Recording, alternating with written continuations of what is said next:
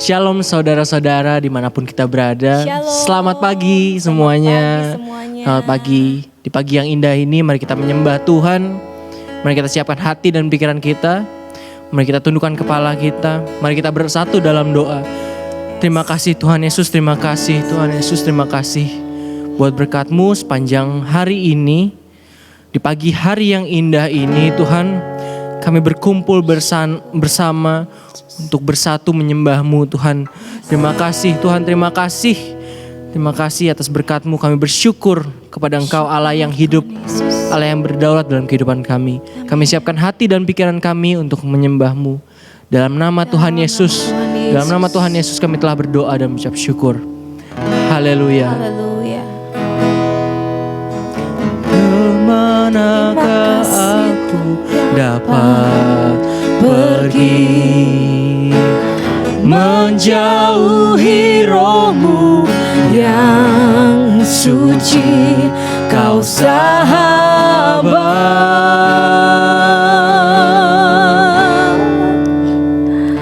dan Kau dekat,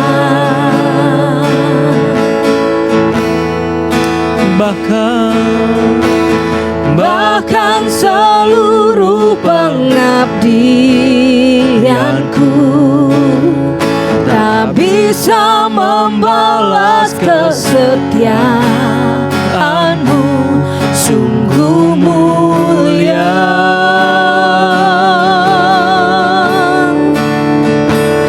dan berharga.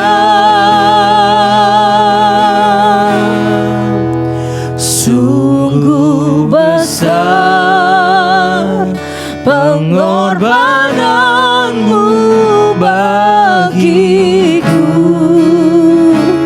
terlalu dalam untuk dimengerti. Sungguh besar,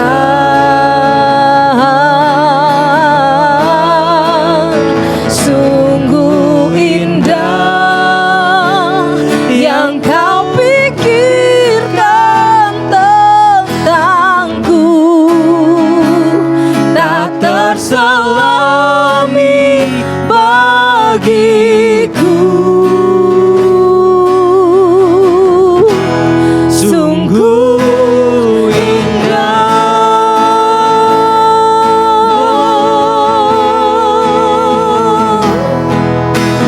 bahkan seluruh pengabdianku tak bisa membalas kesetiaan-Mu, sungguh mulia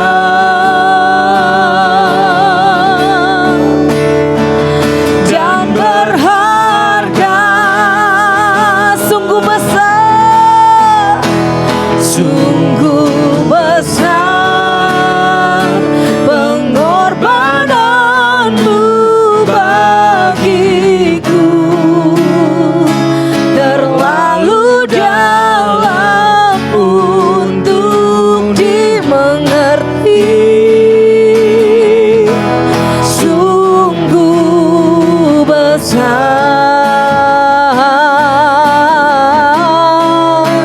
sungguh indah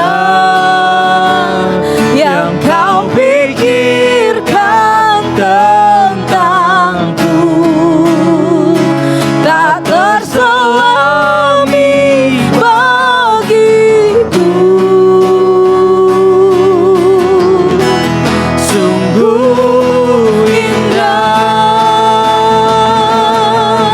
sungguh besar, sungguh besar pengorbanan-Mu bagiku,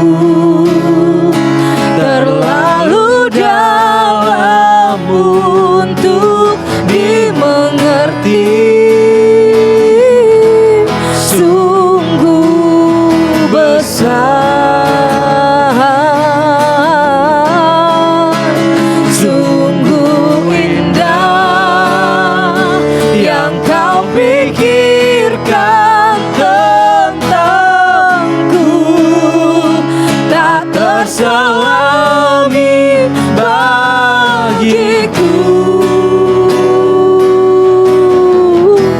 Sungguh indah. Mari kita menyembah Tuhan.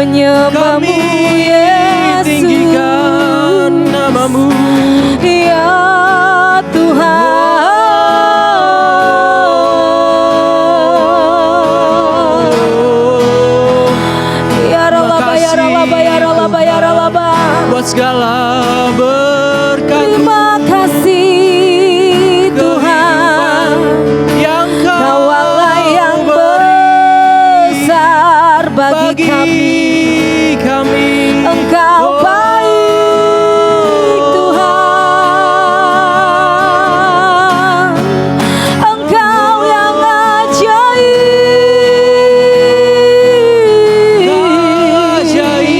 Tuhan, sungguh besar kasih setiamu.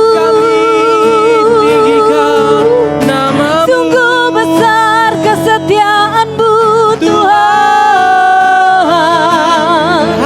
Sungguh besar perbuatanmu yang ajaib ya Tuhan.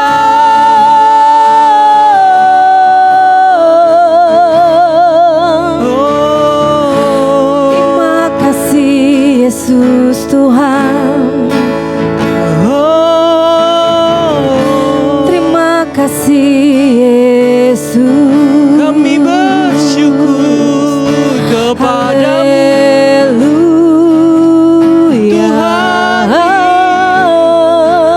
Kau yang ku sembah, Syaralaba yaralaba, Kau yang kami tinggikan dalam hidup. Kau yang kami agungkan Yesus selamanya. Terima kasih Tuhan, terima kasih. Terima kasih. Kami naikkan sembah kami. Kau yang kami naikkan sembah. sembah kami.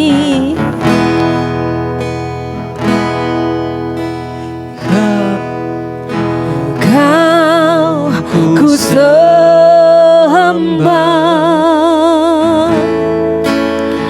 Kau ku sembah.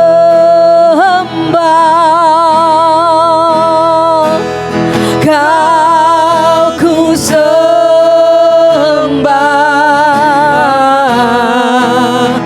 Oh Tuhan,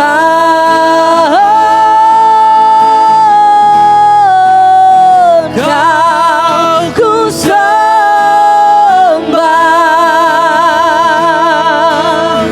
Kau ku sembah.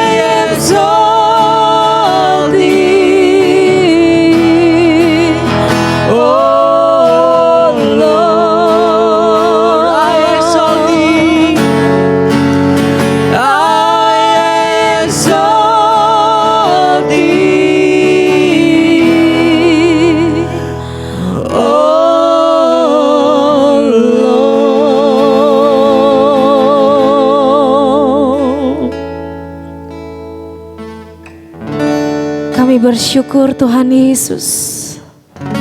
Engkau yang menjadi kerinduan hidup kami ya Tuhan. Biarlah seumur hidup kami tetap setia menyembah Engkau Allah yang benar, Tuhan Yesus Juru Selamat kami. Terima kasih Tuhan Yesus. Tiba saatnya kami mau mendengarkan firman-Mu Tuhan. Biarlah firman-Mu menjadi rema buat kami yang mendengarkan, menjadi kekuatan dan pengharapan di hari-hari ke depan kami ya Tuhan. Karena kami aman di dalam perlindungan-Mu Yesus. Urapi setiap kami ya Roh Kudus. Penuhi kami dengan hikmat-Mu, pengertian akan kebenaran-Mu ya Tuhan. Sehingga kami menjadi anak-anak-Mu yang setia dan menjadi pelaku firman sampai pada hari kedatangan-Mu Tuhan. Terima kasih Tuhan Yesus. Kami mengucap syukur buat segala kebaikan-Mu dalam hidup kami. Di dalam nama Tuhan Yesus Kristus kami siap akan firman-Mu. Haleluya. Amin. Amin. Terpujilah Kristus Yesus.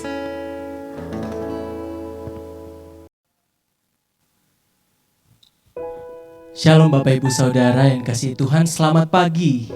Kembali lagi hari ini, pagi yang indah ini, dimanapun saudara berada, kita diberkati Tuhan secara luar biasa. Sebelum kita mulai mempelajari kebenaran firman Tuhan pada hari ini, mari kita bersatu dalam doa. Bapa dalam surga Tuhan Yesus, Engkau yang sangat baik dalam kehidupan kami. Terima kasih Tuhan atas berkat-Mu sepanjang hidup kami hingga pada saat ini Tuhan. Sebentar kami mau mempelajari firman-Mu. Biarlah Tuhan Engkau memberikan hikmat kepada kami, Engkau memberikan pengertian, Engkau memberikan pewahyuan yang baru supaya kami dapat mengerti kebenaran firman-Mu secara jelas dan sederhana. Terima kasih Tuhan, terima kasih, kami siap untuk mendengarkan firman-Mu. Dalam nama Tuhan Yesus kami telah berdoa dan mengucap syukur. Amin. Nah saudara, shalom sekali lagi. Hari ini kita mau sama-sama belajar tentang The Gospel. Nah, tema saya pada hari ini adalah The Gospel. Apa itu saudara The Gospel? The Gospel dalam bahasa Indonesia artinya Injil. Saudara pasti pernah dengar Injil ya. Injil, tapi seberapa banyak saudara mengerti arti sebenarnya daripada Injil? Karena banyak sekali orang di luar sana, orang Kristen di luar sana yang hanya tahu Injil sebatas sebagai, misalnya contoh, sebagai kitab-kitab Injil, Yohanes, Matius, Markus, Lukas, atau Injil sebagai pedoman kehidupan. Tetapi kita mau sama-sama belajar di sini arti Injil yang sebenarnya menurut yang Alkitab katakan. Nah, saudara, arti Injil di sini yaitu yang pertama, dalam bahasa Yunani, Evangelion. Artinya apa? Artinya adalah kabar baik tentang kedatangan Mesias. Nah, ini yang menarik. Kabar baik tentang kedatangan Mesias atau kabar baik tentang keselamatan. Good news disebutnya juga. Gitu ya. Bapak Ibu Saudara, jadi Injil adalah kabar baik tentang kedatangan Mesias, yaitu Yesus Kristus, penyelamat kita. Mari kita buka ayatnya. Yang pertama, kita akan bahas lebih dalam di ayat ini, yaitu dalam Roma 8 ayatnya yang ketiga. Bapak Ibu bisa buka Roma 8 ayat yang ketiga. Saya akan bacakan Roma 8 ayat yang ketiga. Katakan, sebab apa yang tidak mungkin dilakukan hukum Taurat karena tak berdaya oleh daging, telah dilakukan oleh Allah dengan jalan mengutus anaknya sendiri dalam daging, yang serupa dengan daging, yang dikuasai dosa karena dosa. Ia telah menjatuhkan hukuman atas dosa di dalam daging. Mungkin saudara yang baru pertama kali mendengar firman ini merasa bingung dengan apa yang disampaikan oleh Rasul Paulus dari Roma 8 ayat 3 ini. Tapi saudara, jelas di sini dikatakan ini adalah Injil. Kita bedah satu persatu saudara. Pada kalimat yang pertama dikatakan, sebab apa yang tidak mungkin dilakukan hukum Taurat karena tidak berdaya oleh daging telah dilakukan oleh Allah. Nah, poin pertama dari The Gospel pada hari ini yaitu Allah tahu bahwa manusia tidak akan bisa lepas dari dosa jika hanya mengenal hukum agama. Jadi Allah sangat tahu bahwa keselamatan kita tidak bisa kita lakukan kalau hanya dengan mentaati hukum agama. Jadi dengan kata lain, hukum agama tidak menyelamatkan. Hukum agama tidak memberikan keselamatan dan justru, saudara bisa catat ini, justru semakin menyatakan kesalahan dan dosa manusia. Itulah yang dilakukan hukum agama, termasuk hukum Taurat. Semakin banyak hukum Taurat, semakin menyatakan kesalahan-kesalahan orang-orang Yahudi, termasuk semuanya manusia. Dalam hukum agama menyatakan seluruh kesalahan kita. Justru kita tidak berdaya, kita masih terus terikat dalam dosa karena hukum agama.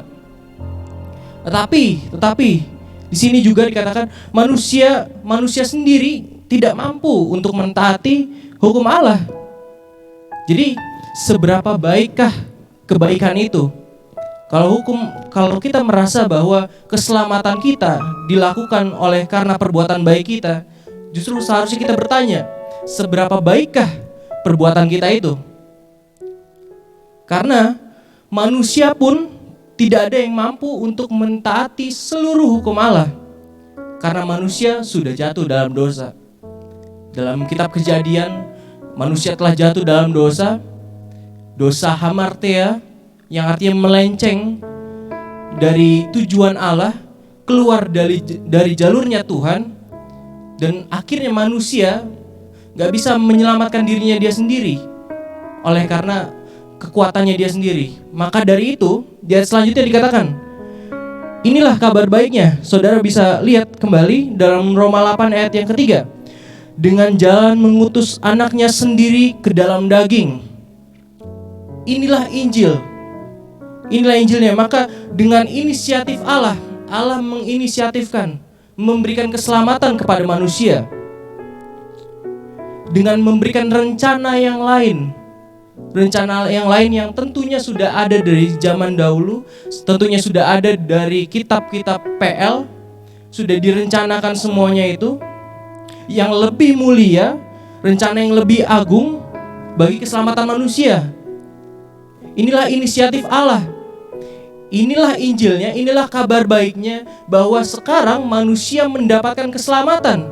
Dengan cara yang lain yaitu dengan cara Ia mengaruniakan anaknya kepada kita supaya kita mendapatkan keselamatan dan kita bisa hidup untuk kemuliaan nama Tuhan. Maka dalam Yohanes 3 ayat 16 dikatakan, karena begitu besar kasih Allah akan dunia ini, sehingga Ia telah mengaruniakan anaknya yang tunggal, supaya setiap orang yang percaya kepadanya tidak binasa, melainkan beroleh hidup yang kekal. Inilah Injil, inilah the gospel, inilah kabar baik tentang keselamatan. Inilah kabar baik tentang Kristus yang datang untuk menebus kita dan melayakkan kita untuk datang kepada Tuhan. Inilah Injil. Saudara harus mengerti bahwa Injil bukan tentang diri kita sendiri. Injil bukan tentang gaya hidup, bukan tentang gaya hidup kita sebagai orang Kristen. Tetapi Injil berbicara tentang keselamatan. Injil berbicara tentang rencana Allah, rencana penebusan Allah yang luar biasa mulia dan agungnya dalam kehidupan manusia. Sangat menarik sekali saudara. Dan dengan tujuan apa? Dengan tujuan kita baca selanjutnya dalam Roma 8 ayat yang ketiga dikatakan yang serupa dengan daging yang dikuasai dosa karena dosa. Jadi Yesus datang menjadi manusia, menjadi serupa seperti manusia. Tapi bedanya Yesus dengan manusia adalah Yesus tidak berbuat dosa. Tapi Yesus menjadi serupa dengan manusia yang berdosa. Supaya apa, saudara? Di sini dikatakan supaya Ia mengutus anaknya dengan tujuan untuk menghancurkan kuasa dosa. Dengan cara menyerahkan dirinya. Yesus menyerahkan dirinya bagi kita di kayu salib untuk menebus saudara dan saya. Inilah rencana penebusan Allah. Inilah yang kita sebut dengan karya salib Kristus. Dan karya salib Kristus ini sangat penting bagi kehidupan kita, karena supaya kita menyadari pentingnya Kristus dalam kehidupan kita. Amin. Dan saudara harus tahu bahwa Yesus menjadi anak domba Paskah yang menebus dosa manusia. Di kalimat terakhir dalam ayat Roma 8 ayat 3 dikatakan, Ia telah menjatuhkan hukuman atas dosa di dalam daging, yang artinya adalah Yesus disalibkan di dalam dagingnya menjadi anak domba Paskah dengan darah yang mahal. Kita ditebus bukan dengan emas dan perak, tetapi dengan darah yang mahal, dengan darah yang kudus, yang tidak bercacat celah. Itulah penebusan yang Yesus berikan kepada manusia supaya kita semua diselamatkan. Inilah kabar baiknya, saudara. Kita patut bersyukur dan bersukacita atas kabar baik ini. Maka di dalam karya salib Kristus kita dapat mendapati beberapa hal, yaitu yang pertama ada penebusan atau redemption. Yesus menebus saudara dan saya dari yang tadinya harus dihukum, yang tadinya harus mendapatkan maut, yang tadinya kita di dalam jerat dosa, tetapi Yesus menebus saudara dan saya supaya kita dibebaskan menjadi orang yang merdeka untuk kemuliaan nama Tuhan. Lalu Yesus juga menjadi korban pengganti, substitution, korban pengganti yang dimana seharusnya kita yang sangat layak untuk dimurkai Allah, tapi Yesus datang menjadi serupa dengan manusia. Dia datang untuk menggantikan kita, menjadi anak domba Paskah bagi kita.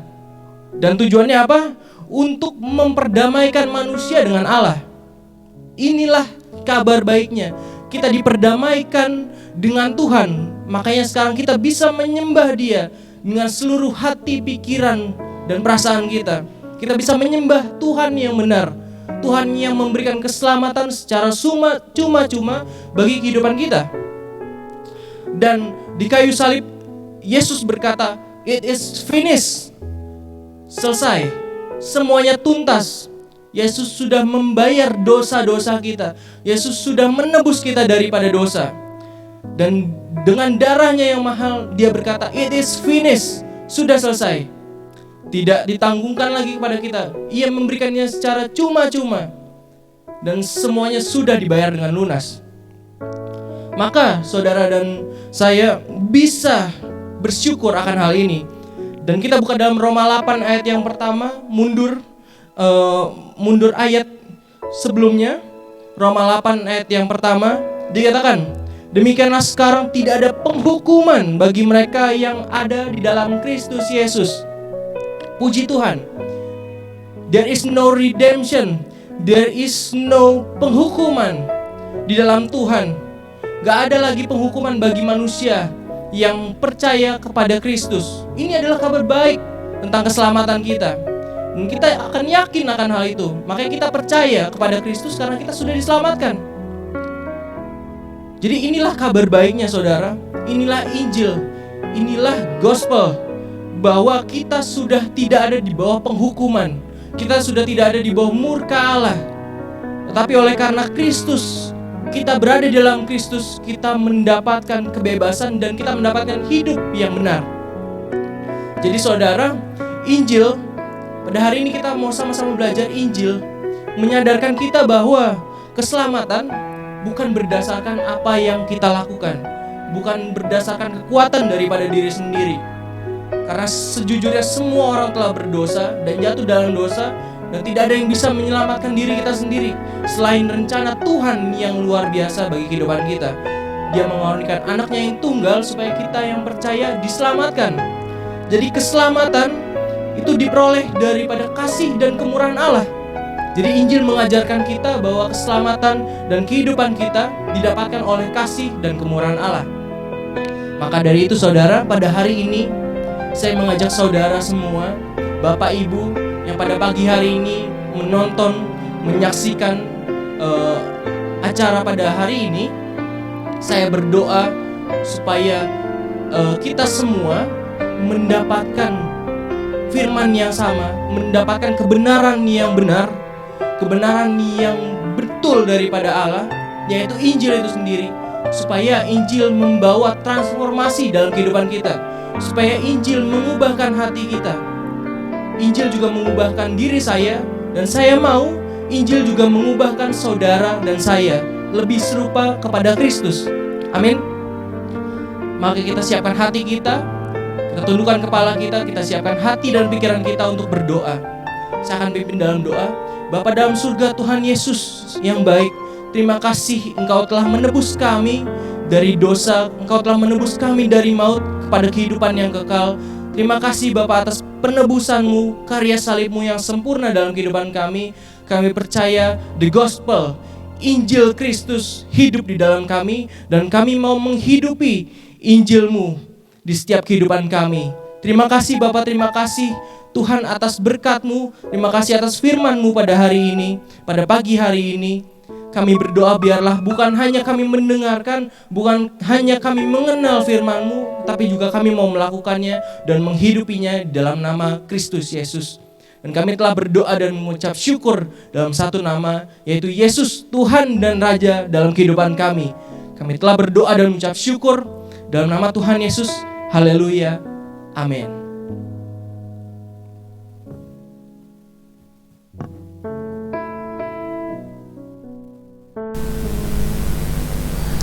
Haleluya, puji nama Tuhan. Bapak Ibu saudara-saudari terkasih dalam Tuhan Yesus Kristus, saat ini kami juga rindu untuk membantu Bapak Ibu saudara-saudari terkasih. Bagi Bapak Ibu saudara-saudari terkasih yang membutuhkan dukungan doa ataupun konseling ataupun berbagi kesaksian ataupun rindu berpartner dengan kami dalam memperluas pekerjaan Tuhan di muka bumi ini, dapat menghubungi call center yang tertera di layar, dan kami tim dari Gunung Tabor Ministry, kami akan mendukung setiap permohonan doa yang masuk. Kami akan mendoakan, dan kami percaya bahwa Tuhan Yesus Kristus adalah Tuhan yang mendengar, Bapa yang menjawab doa-doa setiap kita. Amin. Oleh karena itu, satu pesan Tuhan yang ya dan amin sebagai kekuatan buat setiap kita, jangan pernah menyerah, jangan pernah berputus asa. Tetaplah berdoa, bersukacitalah senantiasa, dan bersyukurlah di dalam Tuhan, sebab kebaikan Tuhan selalu nyata buat setiap kita. Haleluya, puji nama Tuhan.